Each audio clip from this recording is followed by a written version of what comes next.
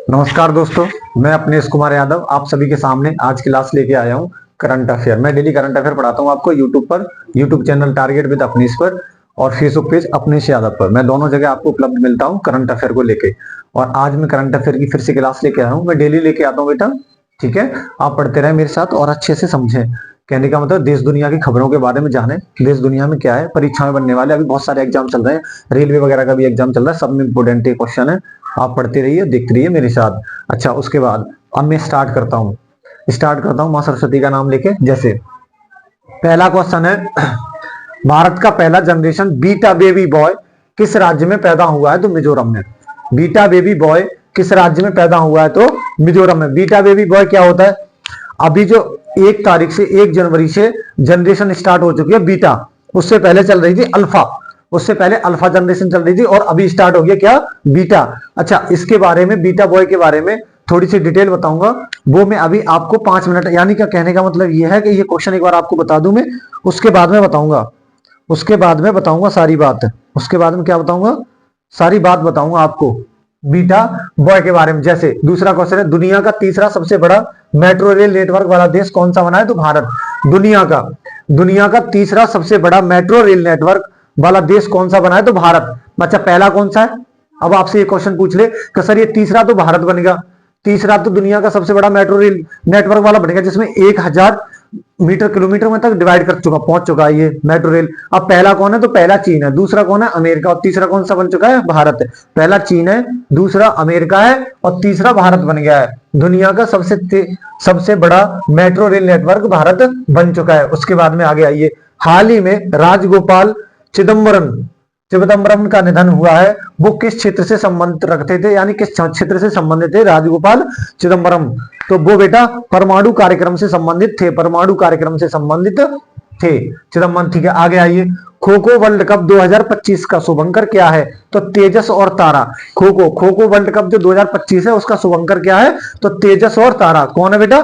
तेजस और तारा। Kho kho world cup 2025 का शुभंकर क्या है? तो तेजस और तारा। कौन है? तेजस और तारा। मेरे साथ आप बार बार बोलेंगे तो आपको याद यहीं पे हो जाएगा। जैसे विश्व युद्ध अनाथ दिवस कब मनाया गया? तो 6 जनवरी। विश्व दिवस अनाथ दिवस कब मनाया गया?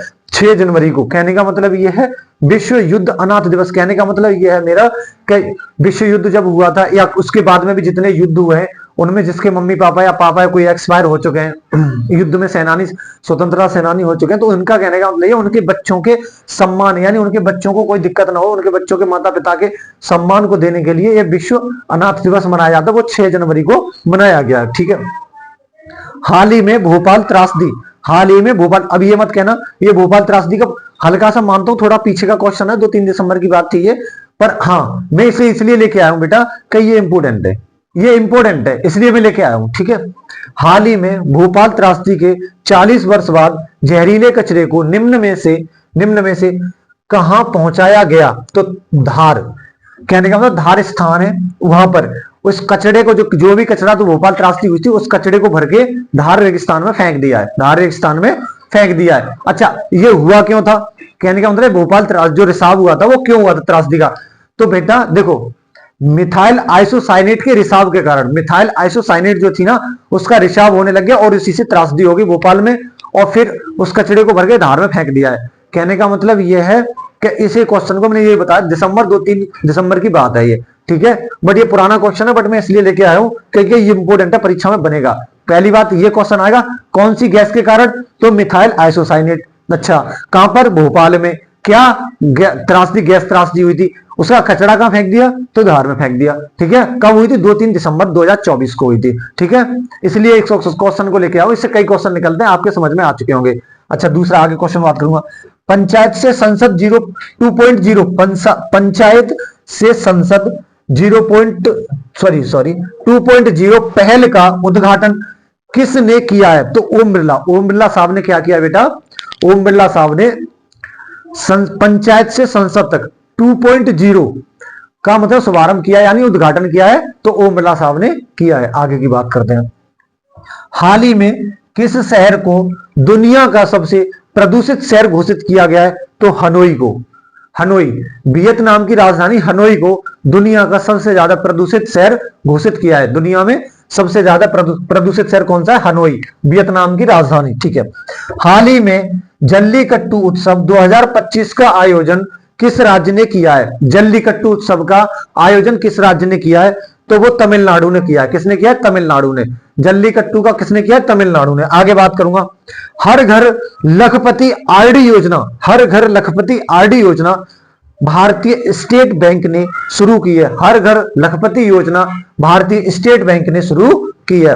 कहने का स्टेट बैंक की एक ही पहल है कि हर घर में हर एक व्यक्ति लखपति होना चाहिए, उसके लिए उन्होंने आरडी योजना, हर घर लखपति आरडी योजना स्टार्ट की है। अच्छा, एक मिनट में क्विज डिवीजन करते हैं, मेरे साथ बोलेंगे आप और आपको अभी याद हो जाएंगे। जैसे भारत का पहला जनरेशन बीटा बेबी बॉय किस राज्य में पैदा हुआ है? तो मिजोरम में।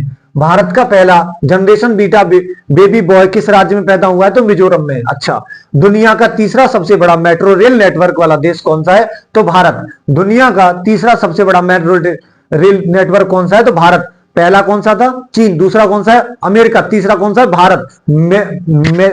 मेट्रो रेल ट्रेन के बारे में। ठीक है। अच्छा, भारत ने कितनी 1000 किलोमीटर को मेट्रो से कवर कर रखा है। ठीक है, आगे आइए। हाल ही में राजगोपाल चिदंबरम का निधन हुआ, वो किस क्षेत्र से संबंधित है? तो परमाणु कार्यक्रम से।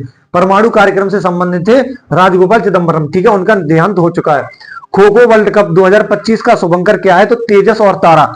खो खो वर्ल्ड कप का मतलब क्या शुभंकर है? तो तेजस तारा। पेपर में आपके में तेजस आ जाए तब भी सही है, तारा आ जाए तब भी सही है, या फिर दोनों आए तो बोथ करना पड़ेगा, ए एंड बी दोनों को करना पड़ेगा आपको। ठीक है, तेजस और तारा। उसके बाद विश्व युद्ध अनाथ दिवस कब मनाया गया? तो 6 जनवरी। विश्व दिवस अनाथ दिवस कब मनाया गया? 6 जनवरी। हाल ही में भोपाल त्रासदी के 40 वर्ष बाद जहरीले कचरे को निम्न में से कहां पहुंचाया गया है? तो धार मिसाइल आइसोनेट, यानी धार में फेंक दिया है, बट कहां पे? मिसाइल आइसोनेट के द्वारा इसमें रिसाव हुआ था। ठीक है। पंचायत से संसद 2.0 पहल का उद्घाटन किसने किया है? तो ओम बिरला ने किया। किसने किया? ओम बिरला ने। पंचायत से संसद हाल ही में किस शहर को दुनिया का सबसे प्रदूषित शहर घोषित किया गया है? तो हनोई। किसको घोषित किया गया? तो हनोई। हाल ही में जल्लीकट्टू उत्सव 2025 का आयोजन किस राज्य ने किया है? तो वो किया है तमिलनाडु ने। किसने किया? तमिलनाडु ने। हर घर लखपति आरडी योजना भारतीय स्टेट बैंक ने शुरू की है। हर घर लखपति आरडी योजना भारतीय स्टेट बैंक ने शुरू की है। अब मैं इनको मिटाता हूं और मैं आपको बीटा बेबी के बारे में बताता हूं। किसके बारे में बताता हूं? बीटा बेबी बॉय के बारे में बताता हूं। बीटा बेबी बॉय के बारे में बताता हूं। थोड़ा सा आप बोलेंगे ये बीटा बेबी बॉय क्या होता है, ये क्यों आता है? मैं आपको बता दूं, इसका मेन मकसद ये होता है बेटा, बीटा बेबी बॉय का, कि हर 10-15 साल में एक जनरेशन चेंज होती है। इसी तरीका से जनरेशन चेंज हो चुकी है।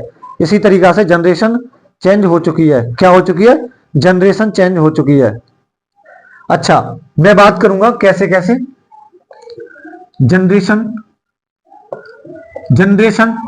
जीआई जनरेशन की बात करूंगा। पहली जनरेशन थी जब जनरेशन स्टार्ट हुई तो 1901 से 1927, 1901 से 1927 पहली जनरेशन। उसके बाद में साइलेंट जनरेशन, साइलेंट जनरेशन की बात करूंगा मैं। साइलेंट जनरेशन थी बेटा 1928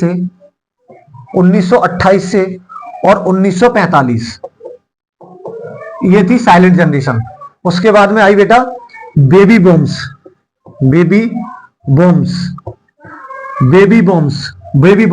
जनरेशन आई 1946 से 1964, 1946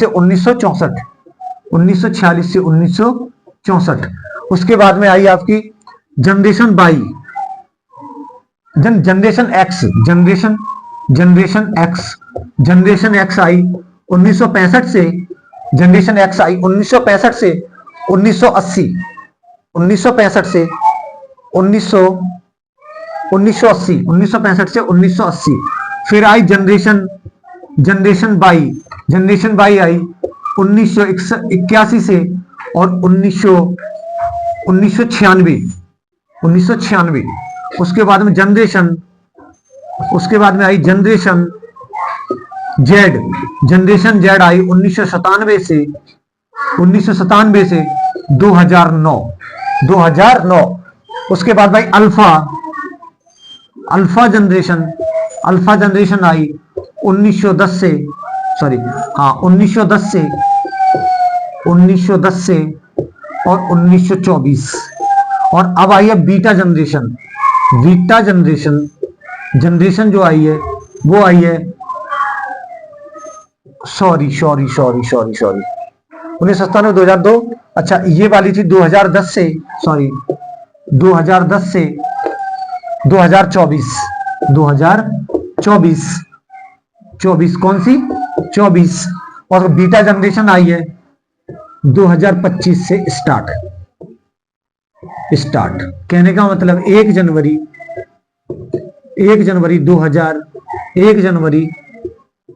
2025 से स्टार्ट है। देखो अब मैं आपको बताता हूं इसके बारे में क्या होता है। जनरेशन के बारे में मेरे साथ सीखेंगे 1 मिनट में। कहने का मतलब यह है कि भारत का पहला जनरेशन बीटा बेबी बॉय किस राज्य में पैदा हुआ? तो मिजोरम में। कहां पे पैदा हुआ? मिजोरम में। मिजोरम के आइजोल एक शहर है उसमें पैदा हुआ और उसका नाम फ्रेमी आइसोसाइनेट्स रखा गया है। ठीक है, उसके बाद जनरेशन होता क्या है? जैसे मैंने अभी तो आपसे बोल दिया बीटा जनरेशन, बट आपको यह पता होना चाहिए बीटा जनरेशन होता क्या है। कहने का मतलब यह है कि देखो सबसे पहले जब जनरेशन स्टार्ट हुई, कैलकुलेट करना स्टार्ट हुए, तो जनरेशन फर्स्ट की बात जब पहली बार जनरेशन आई तो 1901 में आई, 1901 से 1927 तक चली। ठीक है, उसके बाद साइलेंट जनरेशन आई, जो कुछ बोलते ही नहीं थे, चुप रहते थे। साइलेंट जनरेशन आई 1928 से 1945। उसके बाद बेबी बॉम्स जनरेशन आई 1946 से 1964। बेबी बॉम्स जनरेशन 1946 से 1964। जनरेशन एक्स आई 1965 से 1980। जनरेशन एक्स आई 1965 से 1980। उसके बाद में जनरेशन बाई आई 1981 से 1996। उसके बाद जनरेशन जेड आई 1997 से 2009। उसके बाद में अल्फा जनरेशन आई 2010 से 2024, और अभी चल रही है बीटा जनरेशन का मतलब 2025 से स्टार्ट हो चुकी है। 1 जनवरी 2025 से बीटा जनरेशन का आगमन हो चुका है और बीटा जनरेशन चल रही है अपने यहाँ पे। दूसरी बात, ये बीटा जनरेशन का पहला जो बच्चा पैदा हुआ वो मिजोरम में पैदा हुआ, उसका फ्रेमी वर्क नाम रखा गया, फ्रेमी करके। अच्छा, और बीटा जनरेशन स्टार्ट हो चुकी है, ये सारी जनरेशन खत्म हो चुकी है। इसके बाद में कौन सी आएगी? 10-15 साल बाद देखने को मिलेगी। ठीक है, और मैंने करंट अफेयर के बारे में, ये इंपोर्टेंट था समझाना, इसलिए मैंने आपको बीटा बेबी बॉय के बारे में आपको कहानी बताई, यानी समझाया। कहने का मतलब यह है कि हंसते रहिए, मुस्कुराते रहिए और देखते रहिए। कहने का मतलब, हंसने का मतलब सुनो मेरी बात, असल जिंदगी में हंस रहा है हंसिए, फोटो में तो कोई भी हंस लेता है, कोई भी मुस्कुराहट देता है। असल जिंदगी में मुस्कुराहट होनी चाहिए और फोटो या पिक्चर में तो हर एक कोई हंस लेता है। ठीक है, बहुत बहुत धन्यवाद, बहुत बहुत शुक्रिया। मैं आप सभी का अभिनंदन करता रहूंगा हमेशा, और आपका थैंक यू, और उसके बाद मुझे सपोर्ट करें। बहुत बहुत धन्यवाद।